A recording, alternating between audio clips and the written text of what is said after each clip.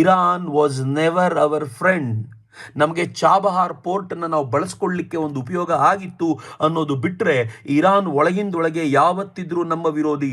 ಕುಲ್ಭೂಷಣ್ ಜಾಧವ್ ನೆನ್ಪಿಟ್ಕೊಳ್ಳಿ, ನಾನು ಮುಂದೆ ನಿಮ್ಗೆ ಹೇಳ್ತೀನಿ. ಈ ಕುಲ್ಭೂಷಣ್ ಜಾಧವ್ನ ಪಾಕಿಸ್ತಾನ ಇರಾನ್ನಿಂದ ಅಪಹರಿಸಿಕೊಂಡು ಹೋದಾಗ ಇರಾನ್ ಒಂದು ಮಾತಾಡಿರಲಿಲ್ಲ.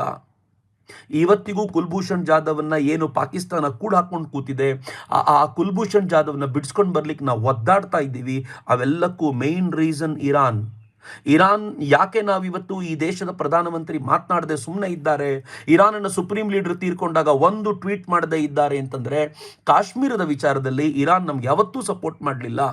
OICನಲ್ಲಿ ಆಯಿಲ್ ಪ್ರೊಡ್ಯೂಸಿಂಗ್ ಕಾರ್ಪೊರೇಷನ್ಸ್ ಅಥವಾ ಕಂಟ್ರೀಸ್ ಏನಿದೆ, ಆ ಕಂಟ್ರೀಸ್ಗಳ ಗ್ರೂಪ್ನಲ್ಲಿ ಇರಾನ್ ಯಾವತ್ತಿದ್ರೂ ಕೂಡ ಕಾಶ್ಮೀರದ ವಿಚಾರದಲ್ಲಿ ಭಾರತದ ವಿರುದ್ಧವಾಗಿಯೇ ವೋಟ್ ಮಾಡಿದೆ. ಇರಾನ್ ಯಾವತ್ತೂ ನಮ್ಮ ಪರವಾಗಿದ್ದಂಥ ರಾಷ್ಟ್ರವಲ್ಲ. ಇರಾನ್ ಕಾಶ್ಮೀರದ ವಿಚಾರ ಬಂದಾಗ, ಇರಾನ್ ಪ್ಯಾಲೆಸ್ತೈನಿನ ವಿಚಾರ ಬಂದಾಗ ನಾನು ಮುಸಲ್ಮಾನರ ಪರ ಅಂತ ಸ್ಪಷ್ಟವಾಗಿ ಹೇಳ್ತಿದ್ದಂಥ ರಾಷ್ಟ್ರ ಅನ್ನೋದು ನಮಗೆ ನೆನಪಿರಬೇಕಾದ ಸಂಗತಿ. ಮತ್ತು ಇರಾನ್ ಮತ್ತು ಪಾಕಿಸ್ತಾನ ಬಾರ್ಡರ್ ಶೇರ್ ಮಾಡ್ಕೊಳ್ಳುತ್ತೆ ಅನ್ನೋದನ್ನು ಕೂಡ ನಾವು ನೆನ್ಪಿಟ್ಕೊಳ್ಬೇಕು.